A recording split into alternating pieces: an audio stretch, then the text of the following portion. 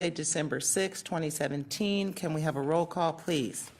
Calling the roll, Ms. Conwell. Here. Mr. Tuma. Here. Ms. Baker. Ms. Brown. Here. Mr. Miller. Here. We have a quorum. Thank you. I hope everyone had a minute to look over the minutes from the November 16th meeting. Can I have a motion to approve? Moved and seconded. All in favor say aye. Aye. Meetings are approved for the November 16th meeting. There are several items, I believe 5 referred to the committee today, but we are going to start with the video. Building partnerships and child welfare, very important. When we had discussions this past budget session in terms of our collabs, our neighborhood collabs, there are roughly 12 of them. And so we want to really reinforce and show the advantage of building partnerships, community partnerships. So roll the tape, please.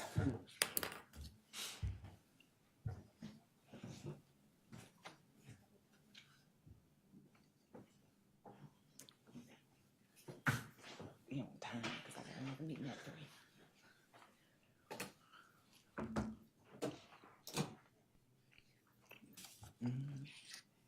You got it.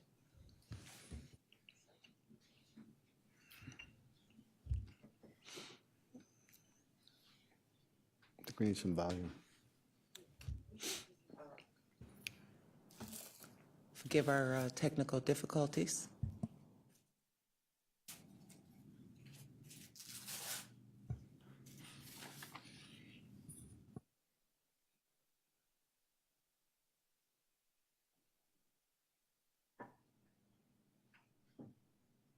Here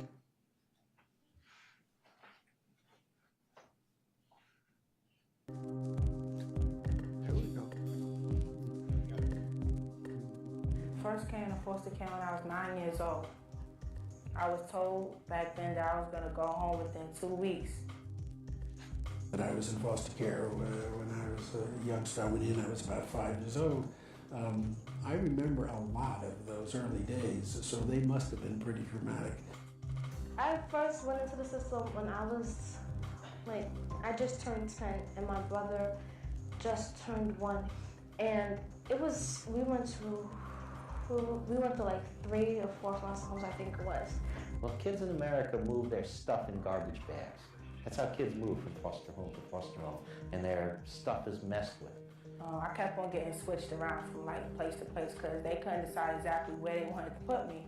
All too often, children would come into care and go to an emergency shelter and then go to a foster home at some distance from their neighborhood or community of origin, which would mean a change in school, severance from tremendous attachments they had in the school or in their church or in their neighborhood or community.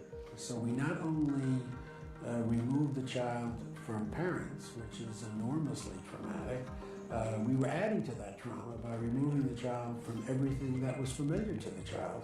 And what Family to Family does is provides those linkages back in the neighborhood and community.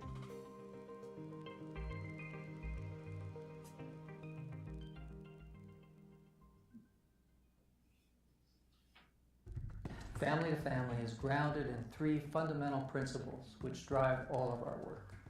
First, family. Children do best, we believe, when they have a strong family. And our job in child welfare is to keep them connected with their family, and when they have to come into care, to see to it that they are placed with a good, strong family in their own community. Our second principle is community. We believe that families can do the job they do best when they are supported by their communities. And our job in child welfare is to keep children connected with their communities even when they have to come into care. Our third principle is partnership. Child welfare works best when the public agency reaches out and seeks partners to do the work that it has to do, especially those partners in the neighborhoods and communities that are home to so many of our children. Principles are important, but they're not enough. We have found that there are 4 key strategies that need to be put in place in order for these principles or goals to be achieved. And the first of those strategies is building community partnerships.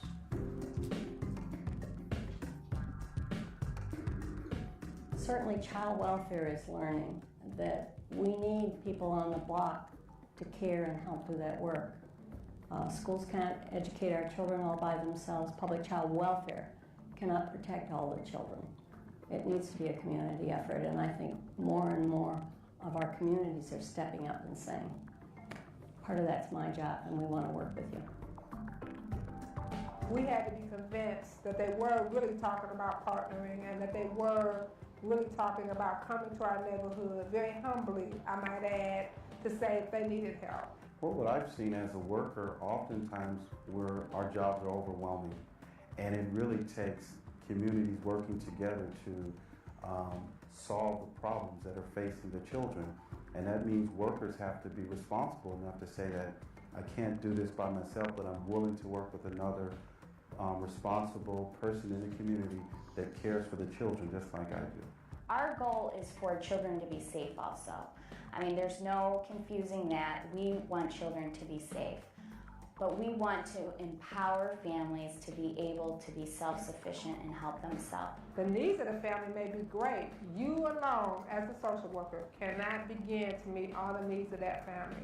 If you can plug that family into other things that happen in the community in which people are seeing the family, interacting with the family, supporting the family ongoing, and you can have a dialogue with somebody about those kinds of connections, you're a little more protected in terms of assuring that that family at least is working their case plan, being in contact with somebody on a regular basis, getting the parenting classes they need, getting the emergency assistance things they need, and it lightens your workload. Not to mention the fact, once that case is closed and you're out of that family's life, the family still has all of these contacts in the neighborhood that they can tap into without you. Consequently, you don't have to have the case reopened down the road. They're connected. The child's connected, the parent's connected. They're receiving services in their own community, and they're not isolated anymore, and that's the most important thing about it.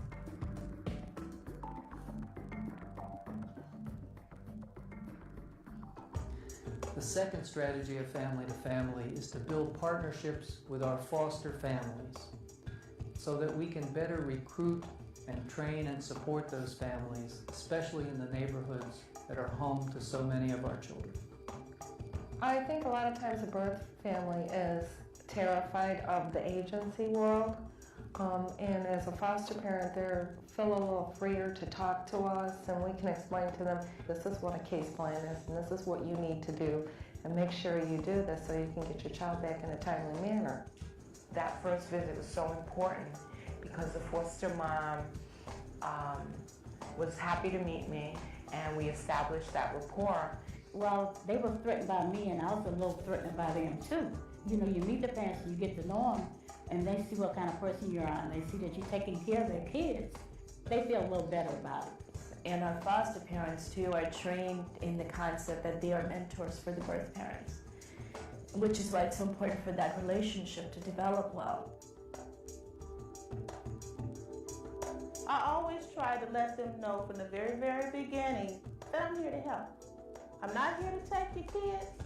You know, I have kids. So anything that I can do to help you to get your kids back, let me know. And I'm here to help you. The foster mother was beautiful. We got along great because she said, look, I don't want your baby. I want you to get yourself together. You're her mother, and I want you and your baby to be together. And then it's including the parents and doctor's appointments, including the parents and birthday parties, calling up and saying, hey, what do you think? Do you think it's time for, the kid to get a haircut? And so you want to come and let's go get him a haircut. The foster mom gets to learn about that child from the expert on the child, his mother, his father. I think one of the things that's really critical about family to family, and specifically the recruitment component, is that recruitment and support both go together, number one. And number two, it's everybody's job in the agency to recruit families as well as to support them. And no matter who you talk to at the agency, the receptionist at the front door, the driver of the children, they will all know what it takes to be a foster adoptive parent. We're ready to talk to you about it. We train foster parents, adoptive parents, and relative parents in the same room. They're the same issues that touch all those parents' lives. So it's a way for people to get to know each other, to build greater circles of support. I think another thing that happens when you have a well-supported foster care and adoption program is your recruitment job is real easy, because happy and content foster adoptive parents bring more people in the front door to you.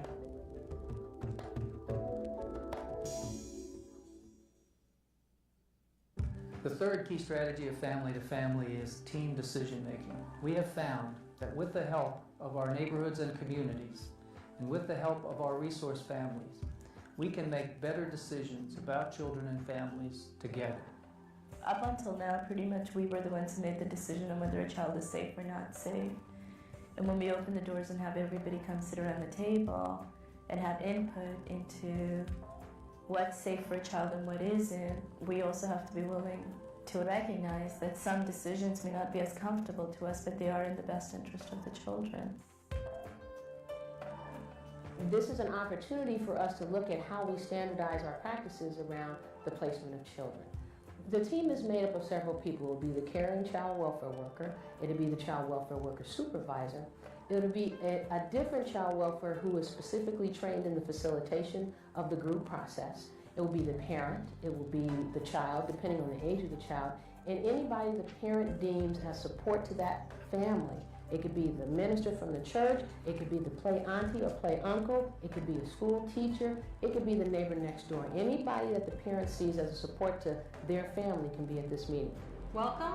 Thank you everyone for being here today. My name is Marianne Zatello and I'm a facilitator with our agency. We're here today for what's called a staffing, which is basically a meeting that we have when we gather together as a team with family members and members of our community in order to discuss issues specifically related to possible placement needs of your son, Tony. And so everybody sits around together and tries to figure out the best plan for the child, so either we can keep the child at home and don't have to remove the child, or if we do have to remove the child, what's the best plan for the child in order to keep the child connected to the community. Regardless of what their situation is, even if they're unable to really make the steps and the efforts to do what they need to do for their children, they are experts. They can dialogue and articulate to you what their family needs, what their family lacks, what works and what doesn't. One thing we understand clearly that the legal responsibility of every decision belongs to the agency. We know that. That's the law. But in the long run, we have to trust, because of this partnership, that we can speak and be heard, and that we can disagree agreeably.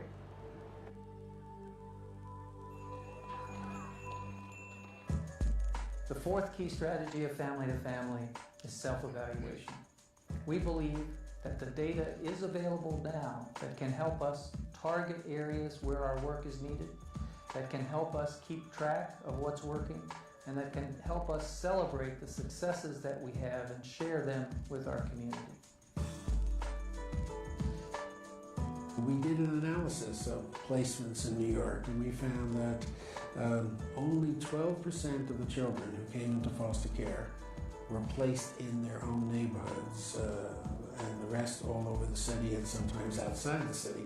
It's your ability to know what's going on, find out where your successes are, where your challenges are, where your gaps in services are, using data to make informed decision making.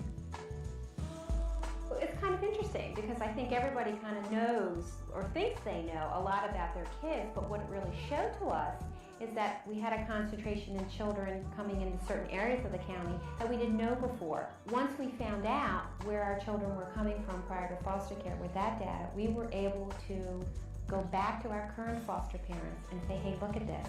Community is so important. They agreed with us, so they were like great advocates. My advice would be at the beginning to make it very simple. If you're collecting data and you're getting your information from workers down at your staff line level, you need to produce a document back to them so that they know that what they're doing is important and they can understand that, hey, I remember filling out this form and they gave me that information. You also can use it in your county level for your legislature, for your board of directors. It's a way to provide valid information in terms of numbers to say this is what we're all about. And this is how we know that what we're doing works.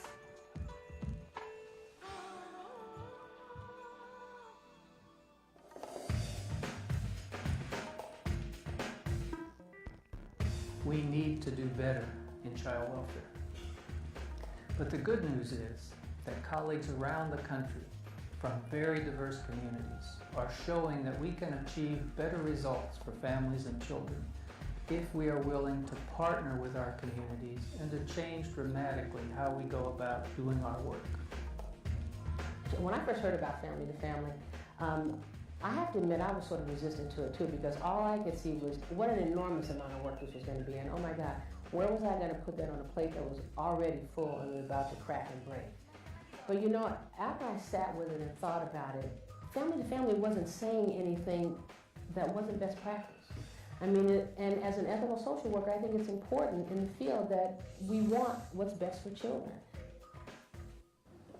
I just hope that, you know, people embrace this family to family model. It's done so much good and so much change.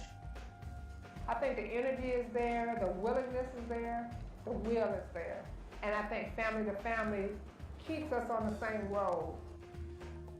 The last foster home we went to, I loved it there because I felt like it was my family. Children don't come from a void. Children come from a family. And I think one of the best gifts that you can give a child is their family back.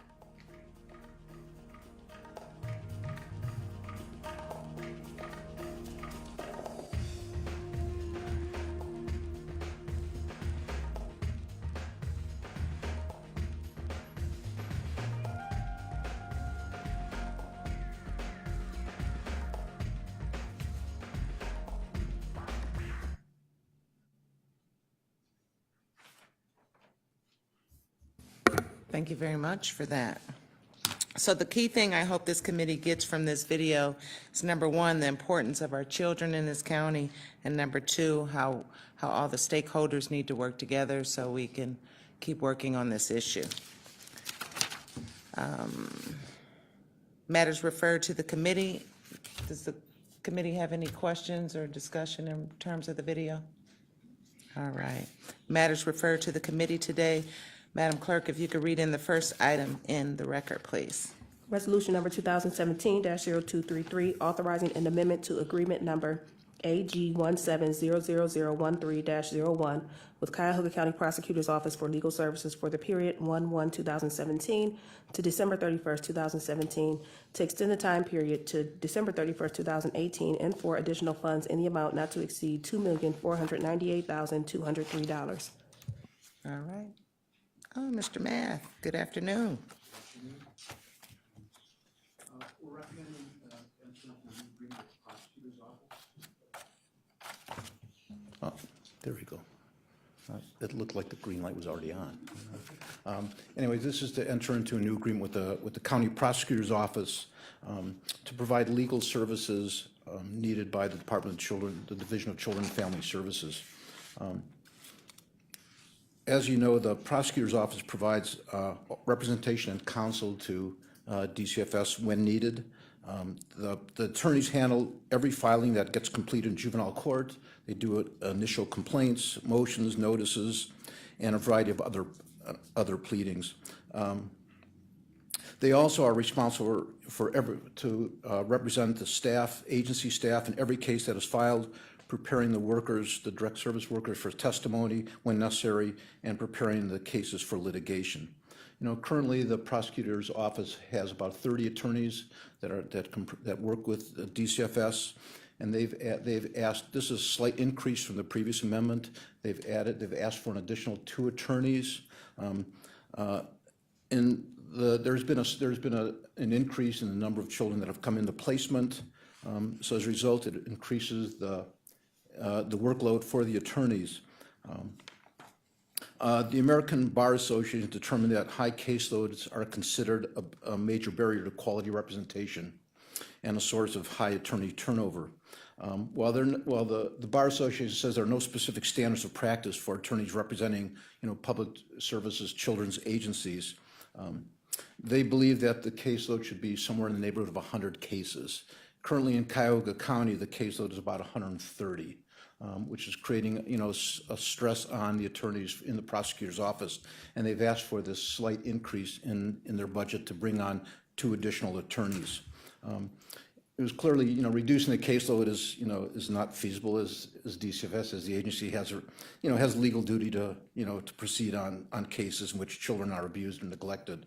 And since there's this increase in filings, they've asked for an additional 2 attorneys. I think over the years they've done clearly a credible job as a service that we must have for DCFS, and they do a lot of work preparing agency staff when they do appear in court. All right, I have a few questions, Mr. Mapp. Is this common practice to pay for these legal services on an annual basis? Yes, as far as I know, we've, to the chair, this agreement's been in place for a number of years now. I'm not sure exactly how long, but it's been probably 10, 15 years at least. Okay, so we've never given any thought to maybe doing it on a 2-year basis and maybe hopefully some cost savings?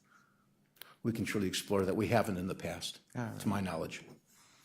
And how is it determined how you arrive at the cost for these legal services? How is that determined when you get this big amount? How is that determined?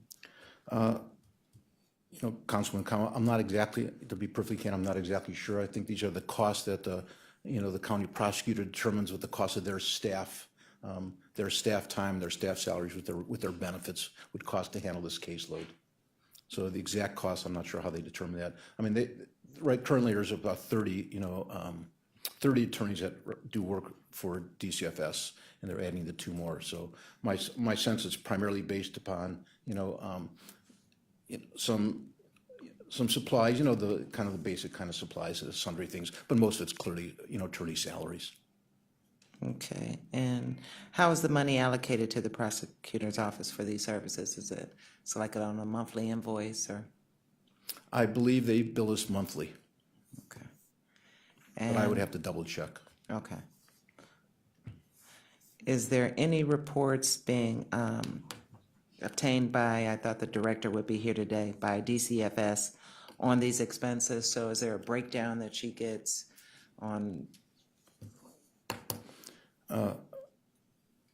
Councilman, I suspect I haven't seen the invoices, when the invoices come in, I trust there's a breakdown, but we can surely provide that information to you. Okay. I'd like to see that. Any questions for the committee? Councilman Toomal. Thank you, Madam Chair, through the chair. You indicated this is for 2 additional attorneys because of the increase in the number of kids in situations. Are 2 attorneys enough? Through the chair, Councilman Tuma, the prosecutor's office is indicating 2 is enough. I mean, this is their recommendation. Okay, that's fine. I just want to make sure because I just don't want you back again next year saying we need 3 attorneys. No, we trust that they've done their own analysis and they're the ones who are recommending it to. Okay, and this is an area that we want to make sure when you're dealing with the kids, looking out for the children, you want to make sure that everybody's being an advocate for them. Okay, thank you. Any other questions? All right. Is there any urgency with this? I know everything is starting in 2018. We're just extending the time period. But do you have any urgency in this otherwise? Councilman Conwell, I don't think so. I mean, I think they'll continue to provide, legal representation, until the contract is approved. Okay. I gave you your chance. I understand. Okay. So we'd like to move our resolution R2017-0233 to the full council. 3rd reading. All right. All in favor say aye. Aye. Thank you very much. Thank you. And you'll give me the answers to those other 2? All right. Madam Clerk, if you can read the next item into the record, please. Resolution number 2017-0234, authorizing an exemption with regard to Adelphoi Village Incorporated, Detroit Behavioral Incorporated, and Reach Counseling Services in accordance with Cuyahoga County Code Section 501.12B10, making awards on requisition number 39540 to various providers in the total amount not to exceed $43 million for out-of-home placement and foster care services for the period 1/1/2018 to December 31st, 2018. All right. Bob Mapp from Department of Health and Human Services on behalf of Division of Children and Family Services. This is recommending an award to 35 out-of-home care providers for the year beginning January 1st, 2018. This is a master contract. We did release an RFP in April of this past April, for the year beginning January 1st, where we solicited responses from agencies and organizations that can provide quality therapeutic foster care, specialized foster care, group home care, independent living care, and residential care for children in the custody of DCFS, so they may experience stability, safety, and sense of well-being while receiving out-of-home care. So clearly, the video is kind of sort of apropos, given what we're the contracts that we're recommending. As you know, and as the video kind of supported, DCFS does believe that families do belong together. They embrace the philosophy that children grow better in families, and we support this by keeping children close to their families whenever possible. When out-of-home care is the only alternative to keeping children safe, we place a strong emphasis on high-quality, neighborhood-based foster care when we can, keeping siblings together whenever possible, and minimizing the number of placement moves in order to increase stability, and encouraging connections to family and other caring family adults, in the community. That's the philosophy that DCFS adopts, and I think the family-to-family video supported that. DCFS over the years has provided a wide range of out-of-home care services to youth in the custody of DCFS.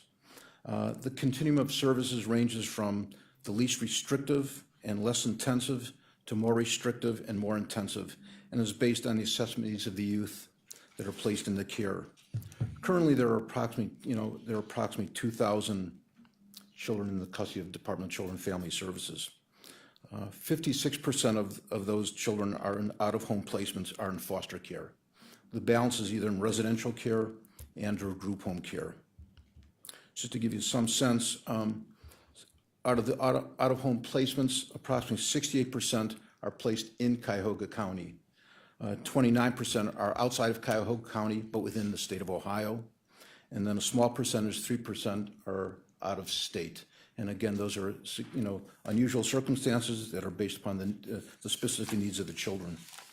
The organizations and agencies that we're recommending, based upon their responses to the RFP, we believe they're all licensed. We believe they all provide high quality of out-of-home care, and that will result in hopefully positive physical, cognitive, behavioral, and social outcomes for the children placed there.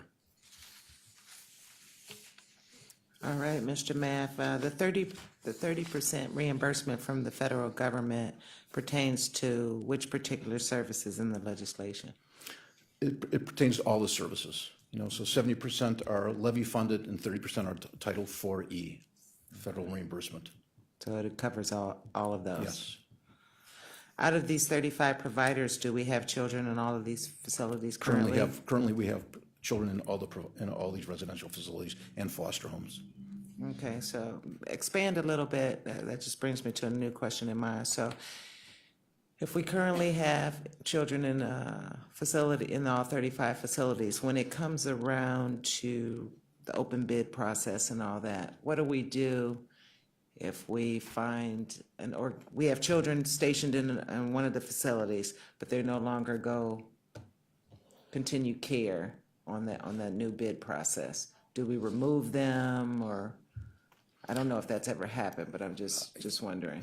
Councilman Conwell, let me introduce Elizabeth Neckloff, who's the administrator of the placement department. We do have circumstances when children come into our care and none of these providers, are in a position to provide that care. So oftentimes we'll see we do these mission critical recommendations, again, based upon the needs of the children. Right now, when we issue the RFP, we issue it to every residential facility in throughout probably the state of Ohio, and these are the ones that responded. You'll notice there are 3 on here that we did an exemption for in the resolution. Those 3 were out-of-state providers that were new providers, has a contract with DCFS, did not realize they had to respond to this RFP. So that's why, and we have children placed there now, and we surely didn't want to remove the children from their care. So that's why we had to do the exemption after consulting with DCFS and our law department to include those 3 as part of this master contract. Okay. Good afternoon. Elizabeth Neckloff, DCFS. And back to your original question, if they didn't respond to the RFP and they do not want to go forward with another contract, we would allow those children to stay there until those children either reunified or we move them to another location because that foster parent or residential could no longer provide. So we've had it in the past where a provider has decided we're no longer going to do business with DCFS, but we're going to keep these children. We'll see these children through the end, and then the contract is then closed out. Okay, thank you. I'm a big oversight person, so what is our county's oversight responsibilities? How often do we vet each provider on these particular services? And if there is an incident that occurs at the facility, are we notified and how do we follow up? That's probably a three-prong. Okay, so we have what are called resource managers assigned to every contracted provider we have. They visit that contracted provider on a monthly basis. We also have somebody located in Bob's office that does an oversight of record reviews at least once a year. If something happens in a residential facility or a foster home, they are all mandated reporters. Our SIU will then do an investigation, and that's completed just like any investigation is done with the county within 45 days. And then we get that information and we vet that to the provider to determine whether we're going to continue using that residential facility or that foster home, or if we've decided to put them on hold. So that's done on a continuous basis. So I have employees that visit each facility and each foster placement on a monthly basis.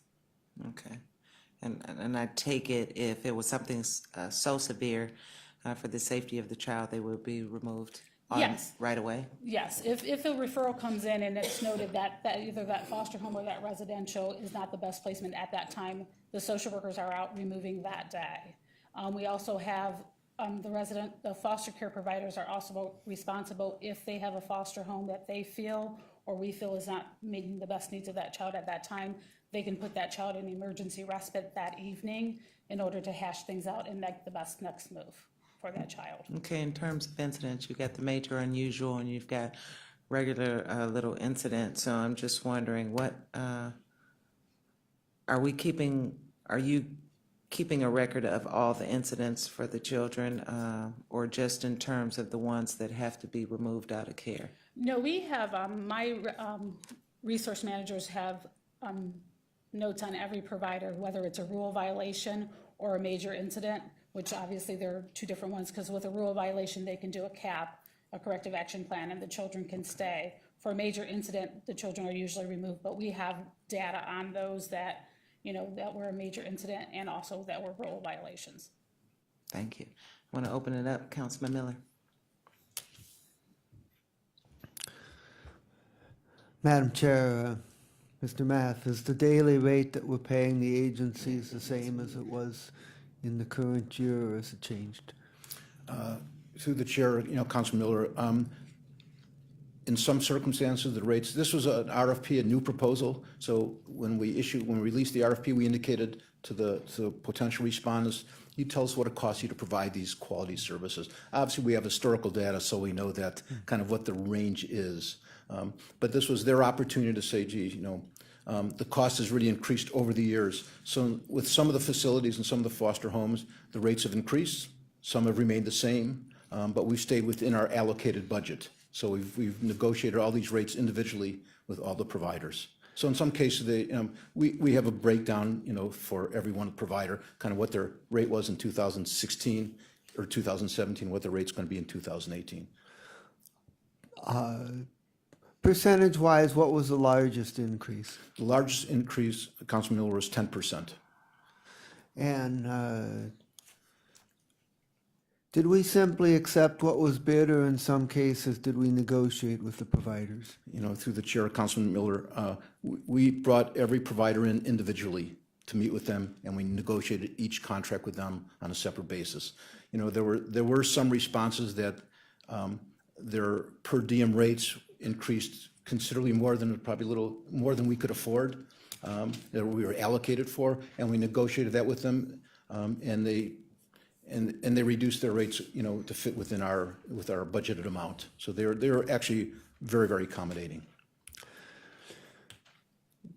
Do we know the contract for 2018 is for $43 million.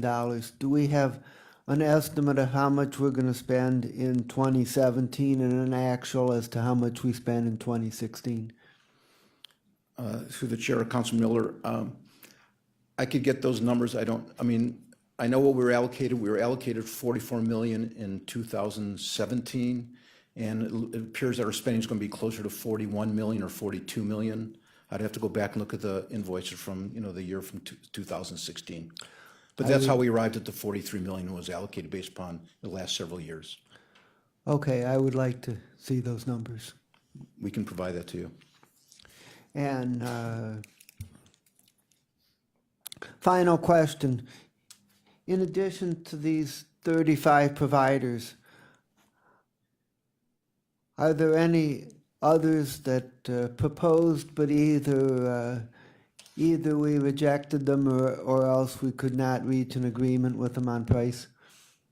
Through the chair, Council Miller, there was one respondent that we didn't recommend, and it was primarily because their response, I'm not sure quite what RFP, they weren't really a residential facility. They were offering training, what we so-called independent living training for youth aging out of foster care, which is an important component, but that was not part of this RFP. Understood. Okay, thanks. Woman Brown.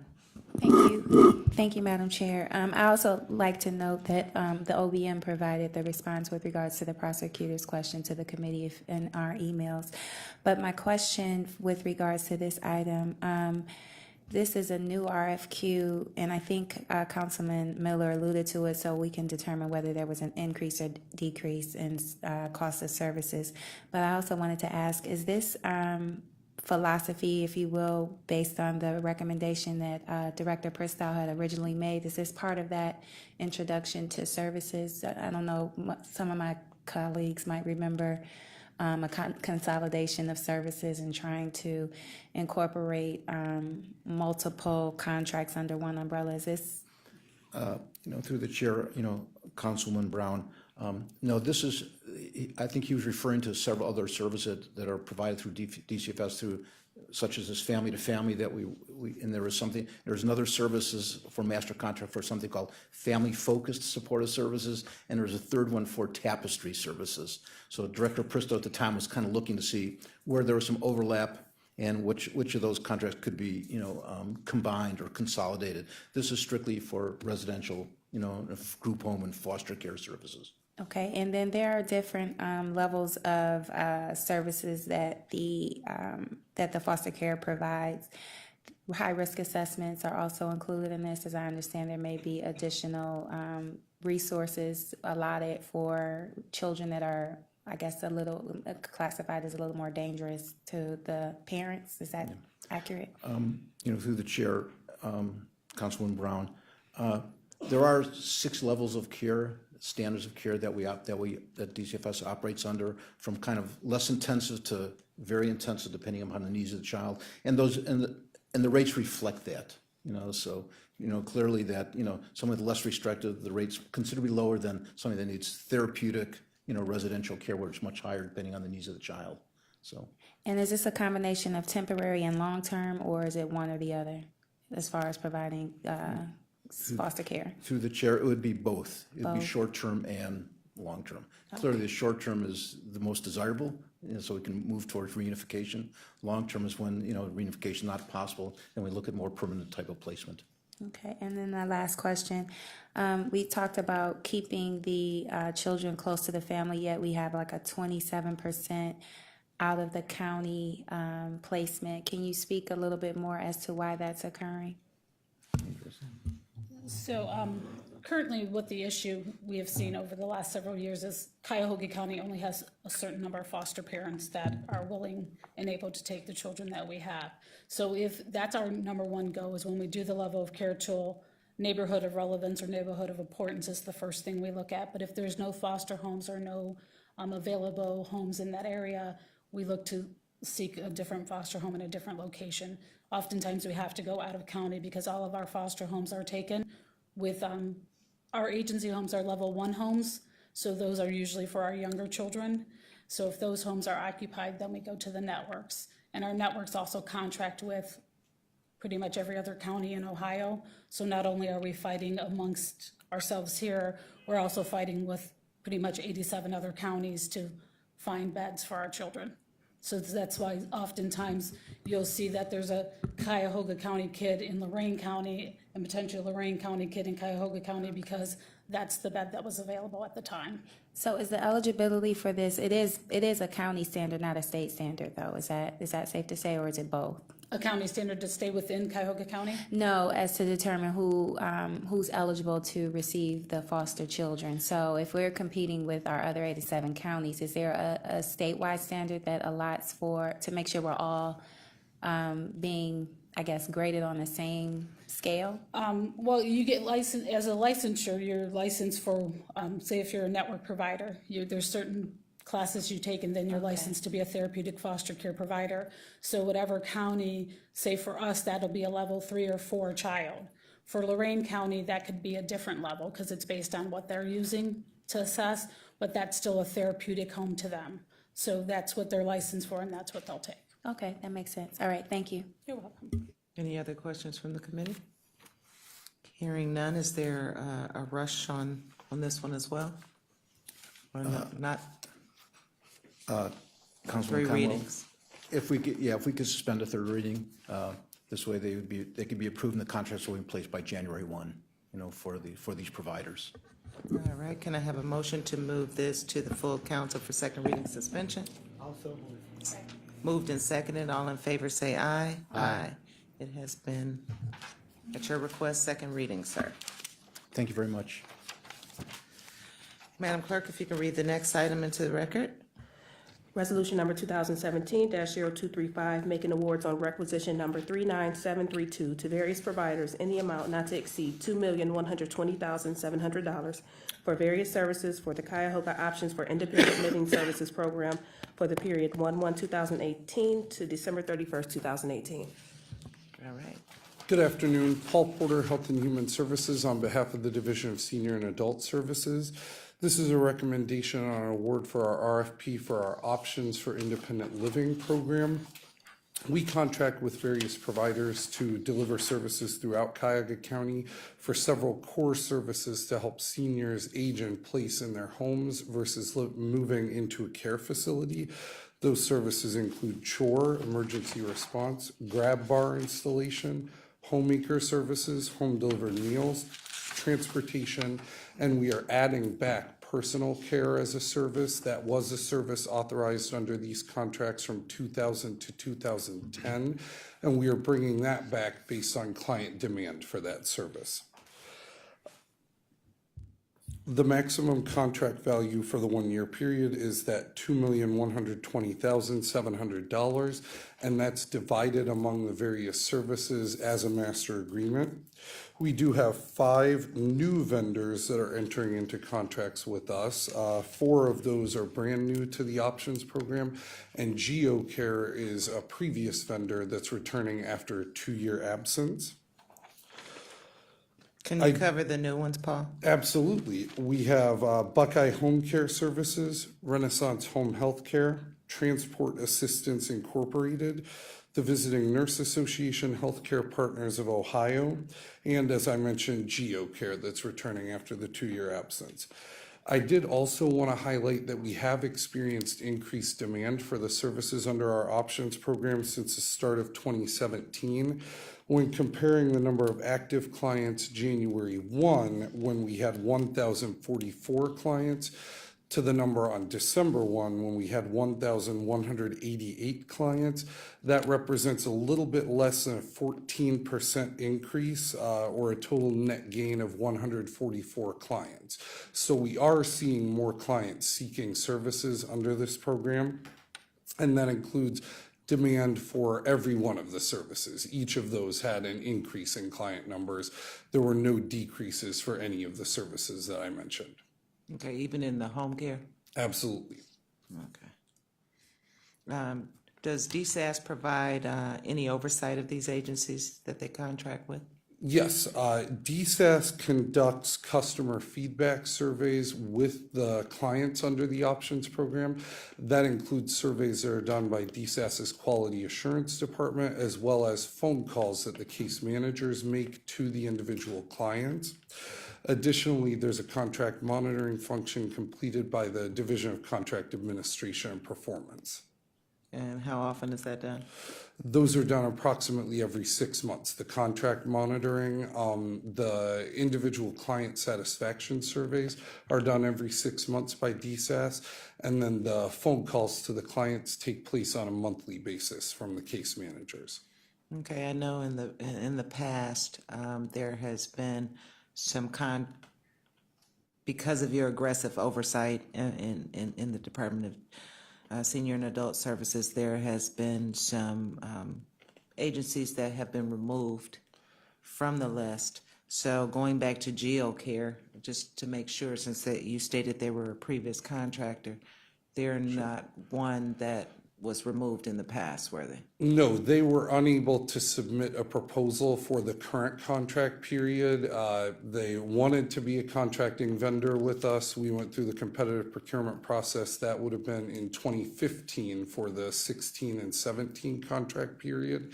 And we encouraged them to apply when the competitive bidding process opened back up again, which is what they did. They did not part with our agency on any negative terms.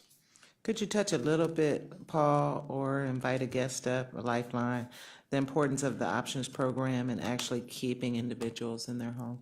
Absolutely. I'll invite Marlene Robinson Statler, the executive officer from DSAS. Good afternoon, Councilwoman Conwell and the members of council. You have to forgive me, I'm getting my voice back. As far as the options program, one thing I did want to say while I'm up here, I wanted to first acknowledge Dr. Jones was not able to be here today, but he did want to thank County Council for supporting us in the options program and moving forward, and also supporting, although we're in a budget crisis right now, the addition of funds for the Cleveland Clergy Alliance, along with additional funds for the geriatric mental health services that we're receiving in the future. As far as the options program, and one of our core values is to make sure that our seniors remain in their homes. So serving over 30,000 seniors in Cuyahoga County, what we do through the options program is provide services that will continue to allow them to remain independent in their home. We found incidents as far as with health related, people that stay in their own home, this is more familiar for them, where they're going to assisted living, along with the fact if you compare cost to going to assisted living or to nursing homes, it's much less expensive to be in the home, having someone coming in to provide homemaking services, home delivered meals, and those type of services to the constituents. We also found high incidence for services for our seniors who are isolated that leads to increases of depression. And so having either a homemaker or a family service that come into the home, or having services that continue to allow them to remain in their home, allows those seniors to continue a more positive outlook with life, along with increasing their health. All right, I believe I spoke to Dr. Jones, and in light of the budget crisis that we're experiencing here in this 2-year budget, DSAS did ask that we had increased, if we could increase the options program because of the need and because of there is a waiting list. So I reached out to Dr. Jones to ask him, in light of, even though the budget is not ratified, but it's going in that direction, that we weren't able to provide options, any additional funding. How did he plan on taking care of the need that is still there? And he said he would look at actually repurposing the funds from the home care program to probably try to offset some of the options program, because that's where the majority of the need is, and that it actually keeps people in their homes.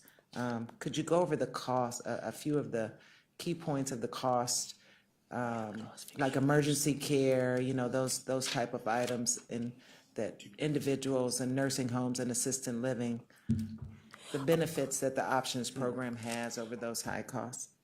I do want to go over those, but in addition to that, Councilman Conwell, Dr. Jones did want me to share with you, and since you referenced the waiting list, there are currently 32 consumers requesting homemaking services and 32 consumers requesting personal care. In order to be able in the future, especially as with the budget crisis and limited funding, for the following year, we are looking at a new service delivery model, and we are looking with the home care department, which is our home support department. That's where we have our family service aides, and that would be those are the licensed with STNA that go into the homes, provide homemaking and personal care. We are looking at repurposing and utilizing some of those individuals in our options program. What we found in the past with our options program, and kudos to our contracting department, is that we have a difficult time providing services to our constituents on the west side with the homemaking and the personal care. And so we always end up with a waiting list for that. But if we utilize our own staff, our family service aides, we can geo-track them and send them wherever we need their services for to fill in those gaps for services. And I can answer your question regarding the costs of caring for someone in a care facility versus the costs for the options program. So when we issued the RFP, we used 2016 data to give providers some insight into this. And the median monthly cost of assisted living care in the state of Ohio was approximately $3,300 per month, while care in a nursing home was about $6,200 per month. However, with options, we spend approximately $300 per month per client and enable these seniors to stay in their homes instead of going into assisted living or a nursing home. I also wanted to echo Marlene's sentiments about serving clients in those difficult to serve areas. Those new providers and GeoCare, the returning vendor that I mentioned, are going to really enhance our capacity on those west side suburbs and other harder to serve areas, in addition to the changes we're planning to make with the home care team at DSAS. All right, would like to open it up any questions? Councilwoman Baker, then Miller. Good to hear about the west side. Thank you very much for knowing that the need is just as much there as everywhere else, so thank you. A question on your the differences in pricing with nursing home, assisted living, and then in-home care, which I know is most preferable to most seniors.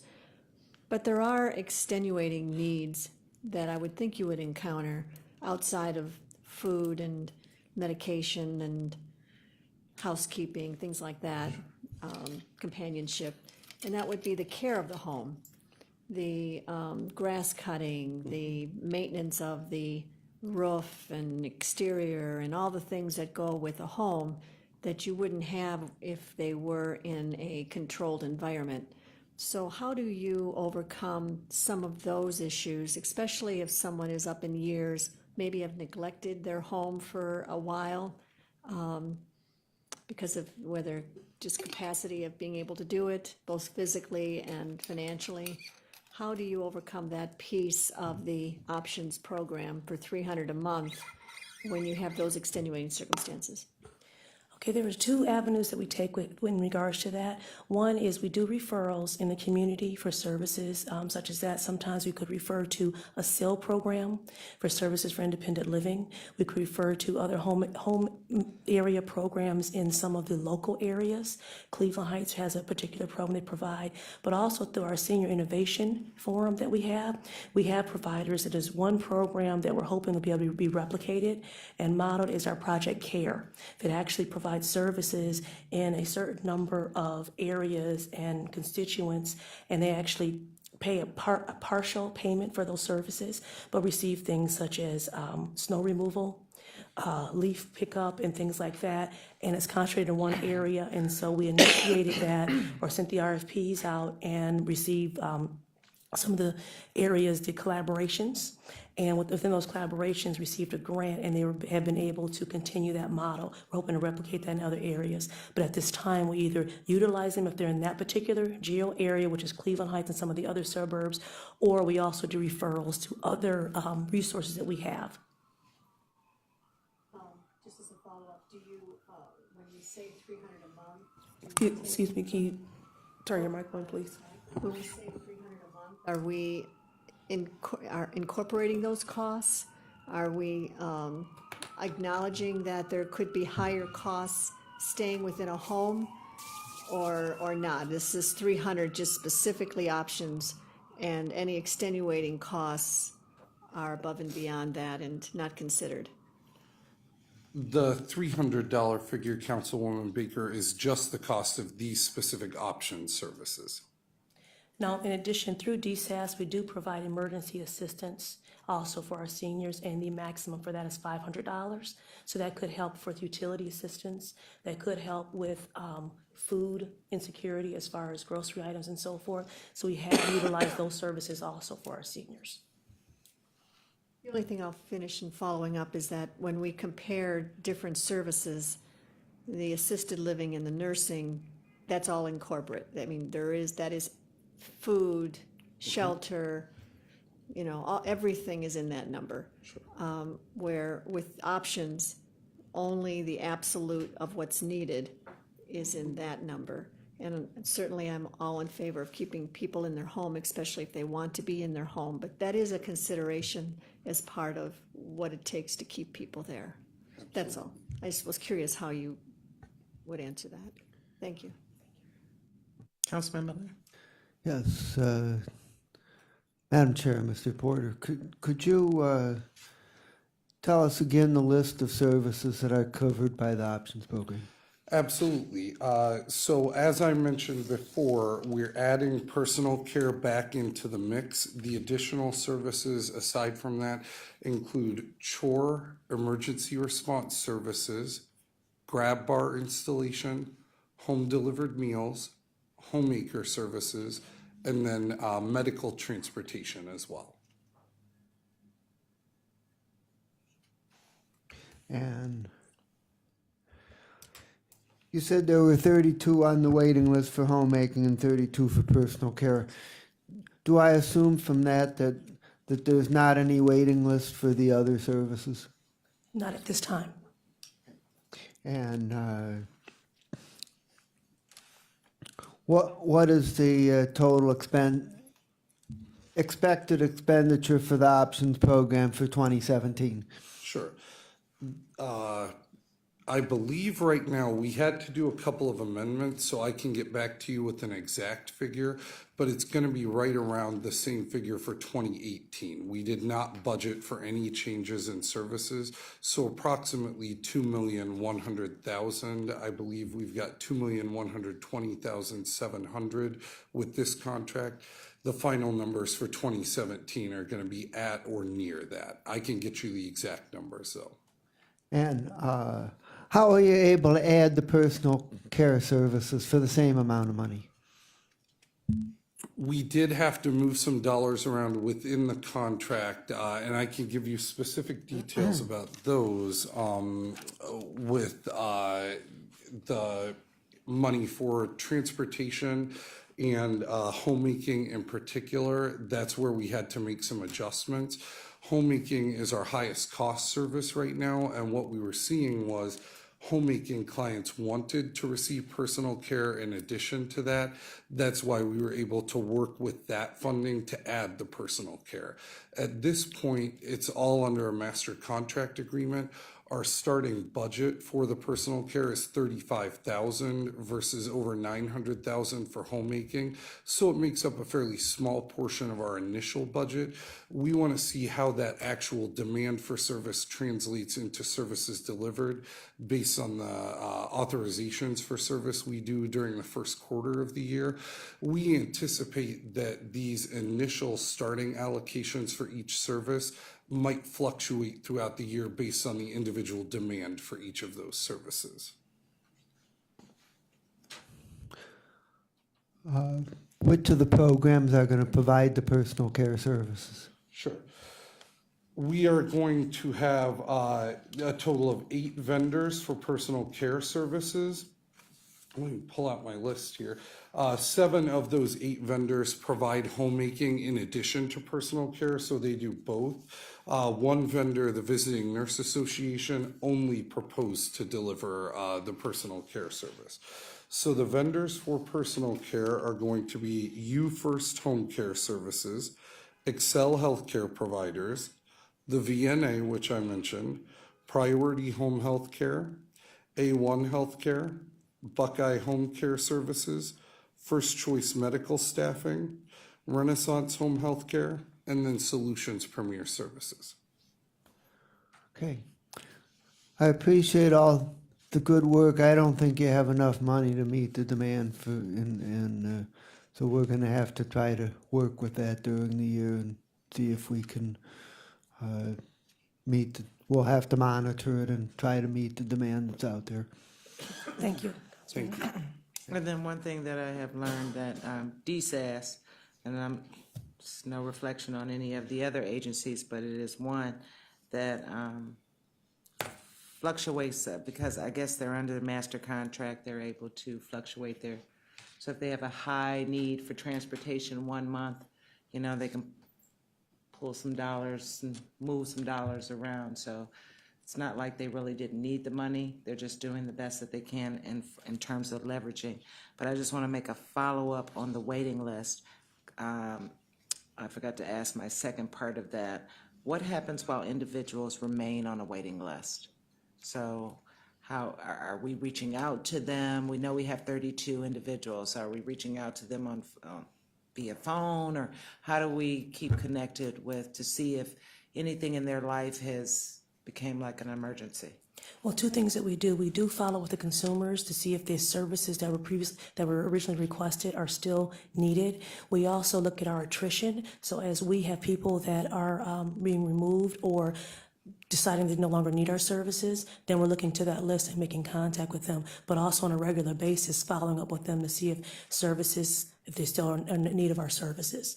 Unfortunately, the 32 that we mentioned are on the west side, and that was the reason that for the next year upcoming, that should not be an issue that we have. But that was one of the 32 that we have this year is because of the GL tracking and getting consumers, being able to service consumers in those areas. Okay, because I figure if they call, first of all, needing help, that we need to monitor some kind of way and make sure that their case doesn't go into a dire. So I'm glad that you could do some follow-up. Any request on the second reading suspension, or can it go the full third reading? Based on the fact that we have a start date of 1/1 for these contracts, we would appreciate if you were able to waive the third reading for this one, Madam Chair. All right, any additional questions from the committee? I'll make the motion to recommend to the full council with recommendation to council leadership for second reading suspension. Is there a second? Second. All in favor, say aye. Aye. Thank you both very much. Madam Clerk, if you can read the next item into the record. Resolution number 2017-0236, authorizing an amendment to contract number CE 17000023-01 with Lutheran Metropolitan Ministry for Adult Guardianship Services for the period 1/1/2017 to 12/31/2017, to extend the time period to 12/31/2018, and for additional funds in the amount not to exceed $553,000. All right.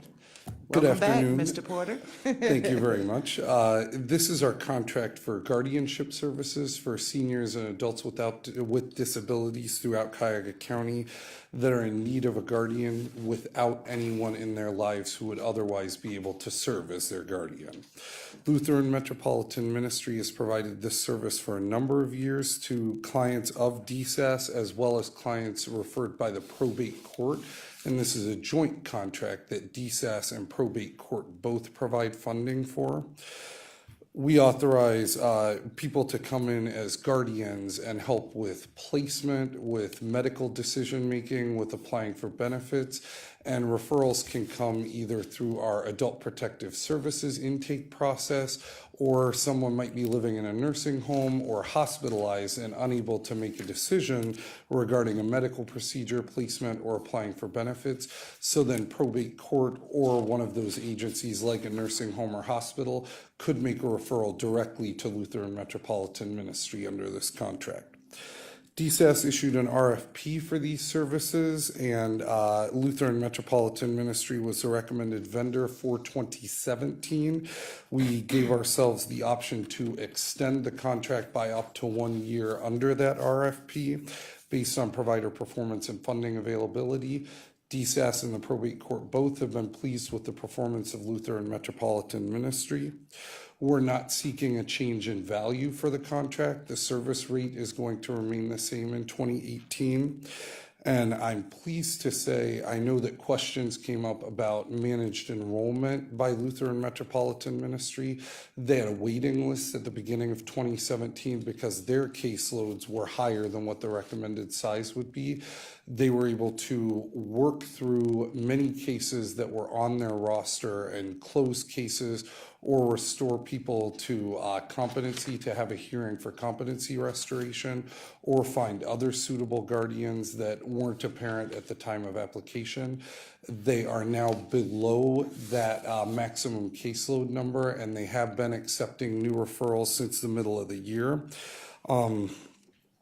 They have been a very good partner for DSAS in terms of services provided, and even when they had a waiting list, doing consultations with DSAS, and I would say doing what they could in emergency situations to help out with people who had no other option. I would like to note as well that their average wait list time is 44 days for general referrals on their caseload, but for referrals under this contract, it's a 34-day wait, or an average of 22.7% shorter. We do have a superior contract rating for Lutheran Metropolitan Ministry, and the exact date that they were able to start accepting new referrals was at the end of May 2017. So again, we're pleased with the services, and I'd be happy to answer any questions you have about this amendment. I also want to note that Jude Troha and Kendra Daniel from Lutheran Metropolitan Ministry are here as well. All right, Councilman Miller. So am I hearing correctly that there's currently no wait list for this program, but that it does take about 30 days to work the process and get a guardian assigned? Sure. At this point, and Kendra might be able to explain a little bit better their exact intake process, so I'll invite Kendra up to explain a little bit more about that. Kendra's last name? Daniel. Thank you. I just want to mention that we do have a waiting list. We have a capped caseload. We started in 2017. Normal process before a capped caseload from referral to the actual application to the probate court for guardianship is anywhere from 4 to 6 weeks. We do have a waiting list currently, but we do try to process probate as well as APS referrals faster than our regular waiting list, and we rate everybody on the waiting list. We're on a waiting list purely because our demand for service outpaced our staffing capacity and our funding capacity. And how many are currently on the waiting list? At this point, we're about a little less than 50 people. And we do have, we're at a caseload of about 502. And so we are processing, I think this week, 13 applications. So as natural attrition happens, we open up additional slots. So we'll be able to address a lot of those people on the waiting list. The other reason we have the waiting list is sometimes when we get a referral, we need certain documentations from the agency. And it might take upwards to 3 to 4 weeks to get that documentation so we can fully do the assessment and follow through with the application for the probate court. So it's a time-consuming process, but we're working through that. And so everybody currently on the waiting list, we do follow up every 2 weeks to make sure that their case manager is working with them and that they're in a safe environment. And like Mr. Porter said, if there is an emergency situation for an APS referral, we do process that faster. Okay, thank you. Ms. Daniels, while you're still there, you'll probably be able to answer this one question for me. Where are the funds from the probate court received from? Because they put in a portion of $120,000. Sure. Oh, okay. I'll answer that, Madam Chair. That comes from the Indigent Guardian Fund, and we are still working with them on that. They've collected less and less revenue through that fund over the years. So DSAS and the probate court are committed to continuing the partnership. There may be additional HHS levy dollars that are used depending on what their final total for that fund through 2018 is.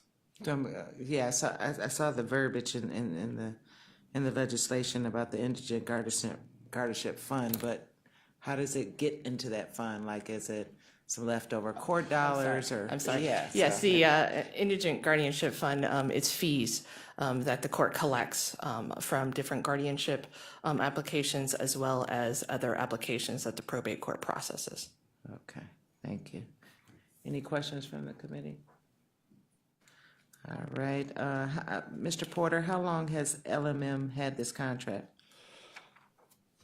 I can get you the exact figure. I know that it's been since the early 2000s. I will look up exactly when it was and respond to you. Okay, and the amount of $553,000, is this consistent with last year's? That's correct. It's the same amount as 2017. I think it's been that, all I remember is the 5. I think it's kind of consistently been that way for a few years. Since 2014 was the last time there was an increase. Okay.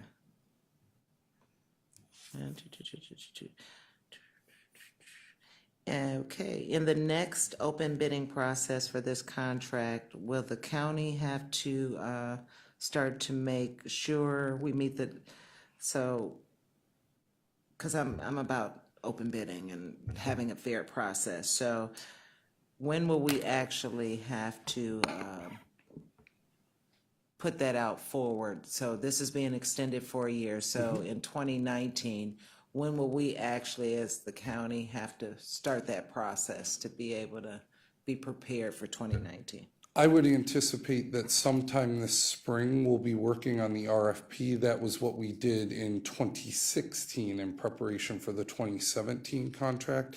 This is a fairly specialized service, and LMM is the main provider of this service throughout Cuyahoga County.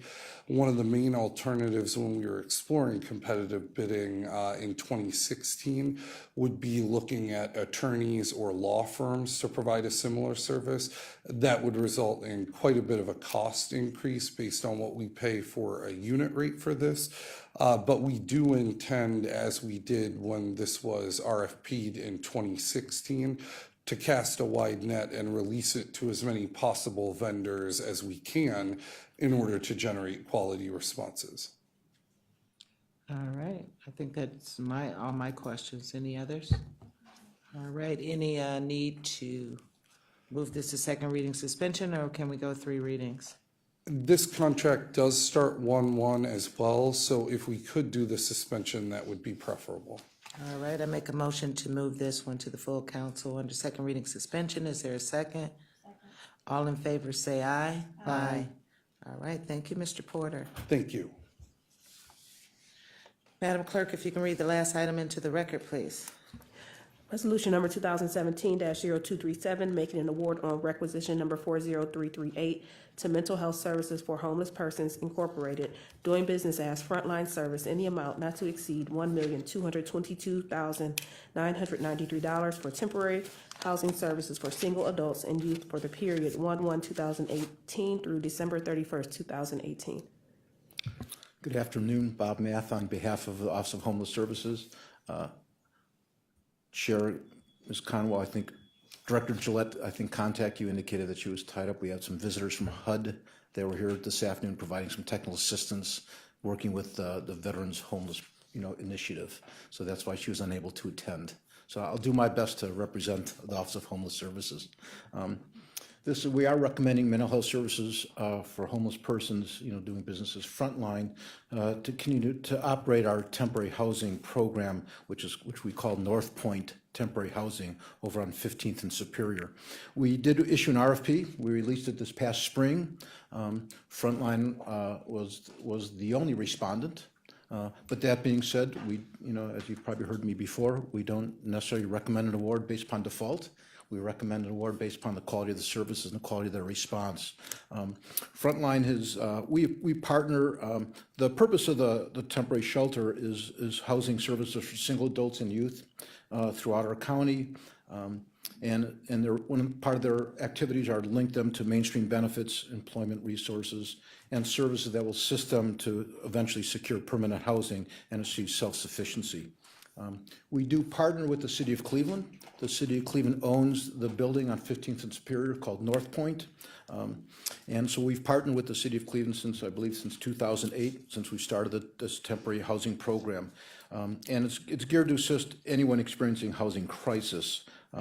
Primarily, we serve subpopulations that include families, single adults, youth aged 18 to 24 who have housing stability challenges. The temporary housing is really for low barriers to entry. I mean, these are individuals that many of them have already gone through the shelter system, are either working or getting ready to go to work, so they can become self-sufficient. So the move after they leave this temporary housing is to secure permanent employment. Frontline does partner with a number of community services to provide a wide range of services. The North Point has been in operation since 2008, and again providing temporary housing for single adult men and women experiencing housing crisis. In April, the Office of Homeless Services approached Frontline to see if they could serve youth, youth and young adults. Youth in the past, their only shelter for youth was with Volunteers of America. They had a site in Walton Avenue on the near west side. They closed that facility, and so we had so we approached Frontline to see if they could, absorb that population as well. So currently North Point has 160 beds, and we have dedicated roughly 50 for youth. The residents there have access, 24/7 access to the building and their rooms. Services on site include case management to link residents to job readiness and job placement programs. This past year, they served approximately 534, individuals. 22% of residents are women, 25% are youth aged 18 to 25. The average length of stay there is anywhere from 3 to 5 months. So this is not permanent housing. As the name suggests, it's literally temporary housing. Frontline has done, a very credible job operating North Point for all these years.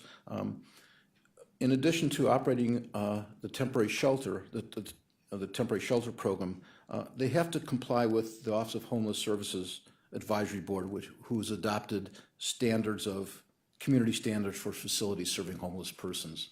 And this program is monitored regularly to ensure that they're meeting those standards. And the standards were developed really to ensure that homeless individuals are provided a safe, clean, and healthy environment, and have input into some of the policies and the protocols which affect their care. And Frontline has been a very valuable partner, serving this population. There aren't too many organizations that are willing to, serve this population. They've been a partner with the county for a number of years. With us in the audience is two staff from Frontline that could answer maybe some specific questions you might have. It's Layman Busby, who's the Manager of Case Management Services, right, if I got that correct, and Xavier Moore, who's their Manager of Operations for North Point. So they'll be happy to, and I will do my best to answer questions that you may have. Xavier Moore was the second guy and the first gentleman? It's Layman Busby, who's the Manager of Case Management Services. All right. Who secures the building? Excuse me? Who secures the building? Who monitors and makes sure that it's safe? There is security 24/7 there. It's a contract. Xavier, maybe you can share with us who that provider is? Good afternoon. We receive our security services through Securitas Security. State your name for the record, please. Sorry, Xavier Moore. Mm-hmm. So state that again. You said you had 24/7 safety, security. Is that part of our funding that we pay for, or do you contract out separately with a private security company? That's part of our funding. It's not exactly 24-hour security. Through the weekday, we receive our security services 5 p.m. to 7 a.m. the following morning. And Saturday and Sunday, our security is from 10 a.m. until 7 a.m. the next day. And is that no incidents? That's been manageable? No. No, it hasn't been manageable, or no? So far, we've been able to sustain with the staff that we have now, but with the influx of the young adult population, we have a lot more traffic in the building, so we find that we may need more security as well as staffing during the midnight hours of our program. Okay, so you're watching that closely? Yes. Okay, because I know at the Norma Hurst shelter, there's some needed security for some additional time, so we just want to make sure that we're following up on that. What is, Councilman Conwell, if I may add, we are looking to increase their budget if we can, some available funds. Because of the influx of the youth, there are different security concerns. So we're looking to increase their budget to accommodate that the best we can. We're hoping to address that, within the next month or so. okay. And that's just for North Point? Just for North Point. Okay, due to the youth. And so you said it's about 25% women, 25% youth there, or is it more youth there? Currently, we have 60 young adults. You said 60? Yes, ma'am. We're contracted to have a maximum of 50, but due to the influx in the shelter population, we've had to take in more than we are required to. So we have 20 young adult females, 40 young adult males. All right, and then these females, I know with the process with the Norma Hurst Center, Director Gillette does a great job really trying to reach out to family members and making sure that those individuals don't have to be in a shelter. Mm-hmm. Do you do a similar type of thing for the youth to reach out to their family and seeing if there could be a reunification some kind of way? Yeah, yes, we do. Initially, when I meet with all of our young adults to discuss our program, we try at that particular time to maybe reunify them. Maybe there's a family member they can live with. And throughout the process, Mr. Busby's staff, they do intensive case management to follow up on that process as well. He probably can speak a little further to that. All right, Mr. Busby. Yeah. And so, Layman Busby, for the record, and to you, Councilwoman Conwell. Yes, we work to, the first order of business is to try to reconnect and make contact with family. And even throughout the process of their stay there, we encourage that communication and encourage that linkage to family and friends and those who, they have connections with and support from. And how do you spell your first name? Lehman. You want to hear what I had? No, we ain't even gonna go in there.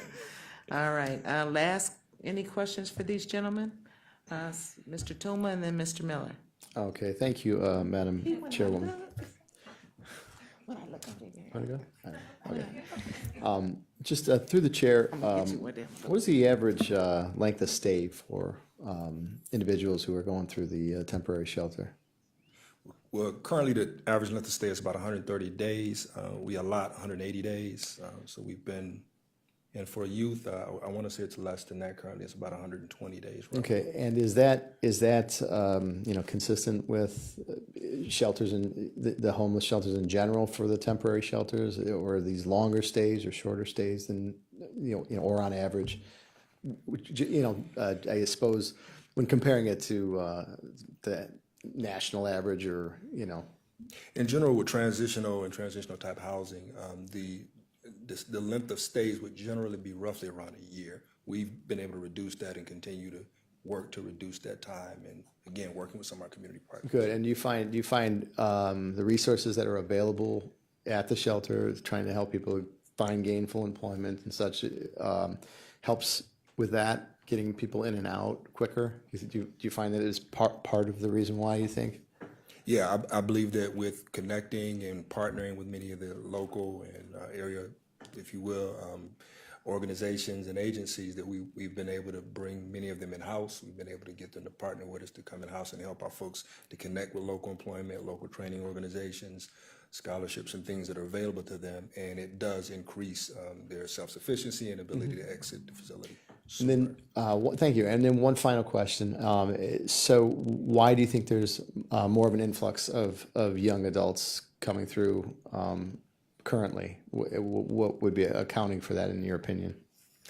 Well, in my opinion, I think that for one thing, I think families in general are experiencing more challenges with respect to, and young adults are just being liberated, I think, quicker in some cases. We do see in some cases in many cases, influxes from those within the LGBTQ community who tend to have more challenges than other youth in general. So that explains the challenges. As well as we've seen an increase in young adults who've aged out of the foster care system as well. Okay, I appreciate that. Thank you. Councilman Miller? Are all the 160 beds currently filled? We've currently had 2 successful discharges, so 2 female beds we have to fill currently. And is there currently a wait list, or have you had situations where people need a bed but you're filled? Yes, there is. Currently, there is a wait list. We have 39 referrals pending. We have 18 male referrals, 6 young adults, 9 females, and 5 young adult females. In the interim, what we do is when we see a referral for someone and we're full, they normally reside at their shelter, the Norma Her, or either City Mission or 2100 Lakeside. So during that particular process, while they're waiting to come to North Point, we just brief them on the things that they can do in the interim. If they're working, continue to save and stack their pay stubs. If they're not working, they're required to attend an employment program so that aspect is already done once they hit North Point. So did you say they typically stay at shelter while they're waiting? Yes. You done, Councilman Miller? Yes. Councilwoman Brown? Thank you, Madam Chair. Councilman Miller touched on a couple of the questions that I wanted to ask, and primarily, I think I heard you say there are 160 beds and 60 of them are now occupied by youth, but your regulations accommodate 50. So how do you make up for the 10? Are there any additional beds? Was there an overflow? Because it sounds like we've got more in than the capacity. So can you clarify that for us, please? Yes. We have 160 beds. We're required to have 50 beds allocated specifically for our young adult population. There was a time during the summer when we had an excessive amount of discharges, and we weren't receiving a lot of adult over the age of 25 referrals. So during that time, we just allocated some of those beds to our young adult population. So in essence, we have 20 young adult females, 40 young adult males, 11 adult females, and 89 adult males in our facility. Councilwoman Brown, these aren't regulations like state or federal regulations. This is something we determined that we want to dedicate those beds. So even we exceeded the 50, we weren't violating any kind of state or any policies. Or safety concerns. Yes. So is it a total of 210 of the number that we're talking about? How many beds total? 160. 160. Yes. Oh, okay. All right. Thank you. All right, I have a couple of more questions. What happens with the youth that may have a mom in the shelter, in the Norma Hurst Center? So I know you do a lot with the advocacy, and I had a case, so I kind of know that it does exist. So you do a lot of advocacy for the youth and get them jobs and being able to move them out. But then kid doesn't want to move out and their mom is over at the shelter. How do you work with those families? Is it a lot or just a few cases, and how do you handle So far, that? we've had just one. Yeah. Okay. No, it's been a limited number of cases where that existed, but what happens is we coordinate the services with case management from the other facility, and we look to get the housing timed out so both are ready to exit the facility and go into housing together. So we look for family housing options.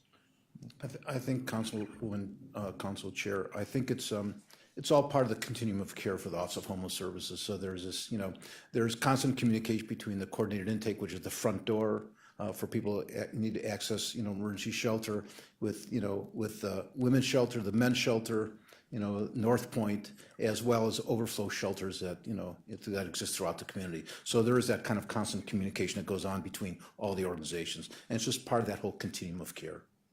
Okay, I get that. But so in the case that I'm talking about, I don't think it really happened like that. So by you helping the youth, and I'm not saying there wasn't any coordination, but by you helping the youth that had a mom in the Norma Hurst shelter, I don't think the housing was looked at to incorporate the mom. I mean, it took some time, a little, I think something did lax in the communication because the housing was found for the young gentleman, but it was a single place for him to move and not to include his mom, even though that was expressed all along. So there was some drop. And I know this is not a regular cases that we have like that, but we just need to get a little better because that took a little longer for both of them, where one had a house and it probably really interrupted somebody else that could have moved into that first place. And, so just, in those special cases, I think everybody really should be aware, especially Director Gillette, so she can let me know if we have some rare cases like that. And I know they were out-of-towners as well. Any other questions for these gentlemen?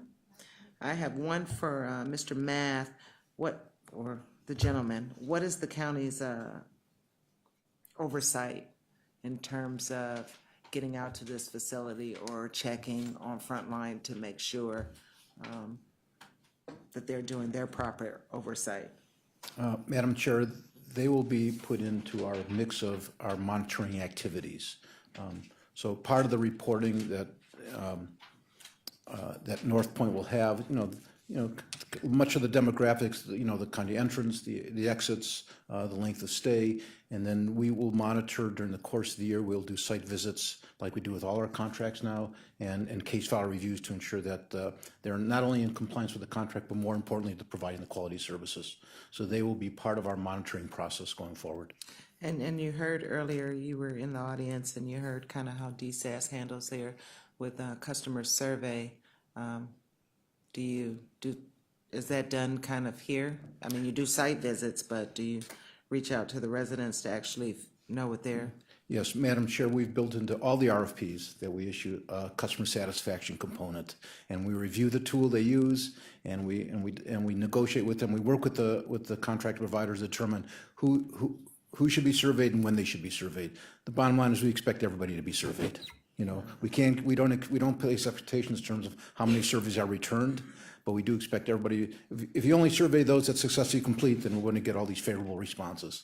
So we try to reach out to those that don't successfully complete for whatever reason. If they return the survey, hopefully we'll learn something from what they have to tell us. But we do. That's part of the RFP and part of the contract of satisfaction surveys. All right. Any other questions for Councilwoman Baker? Some of the North Point Temporary Housing Program outline sheet. And before I ask, thank you for the work that you do. I know this is important work, and you're helping those that are truly the most difficult to help, and you try to get them on the path of independence. So thank you for what you do. But in your statistics, you have 49% of all residents exit to permanent housing, and 61% exit have employment income. So I guess I'd ask the question, the other 50% that are not going to permanent housing, where do they go after their stay? And the other 40% that do not have employment income, what is the plan for those that need additional help in reaching an employment income? How do you help those that are probably the hardest to help? Well, in many cases, what we do is link them with other housing options. There may be supportive housing options, there may be voucher and other types of housing available for those individuals. Oftentimes, there's just a greater level of need. It could be mental health need, right. It could be substance abuse needs. We work to get everyone linked. Ms. Councilwoman McConwell mentioned earlier about, and oftentimes, sometimes there are barriers that folks have individually to housing. We access oftentimes market rate housing, and so landlords will have a say in this process. And if I just may continue, do you? But all of them have some type of plan. You know where they're going, where their next best step is, even though it may not be what you would hope they would go to, finishing their 3 to 5 months with you. Indeed, yes. Everyone has a housing plan. Everyone has an employment plan when they enter. Thank you. All right, Councilman Miller. Any other further questions? All right, Mr. Math, second reading suspension, or can this go the full readings? Madam Chair, if we could do a second suspension reading, that'd be great, because this contract is due to start January 1st.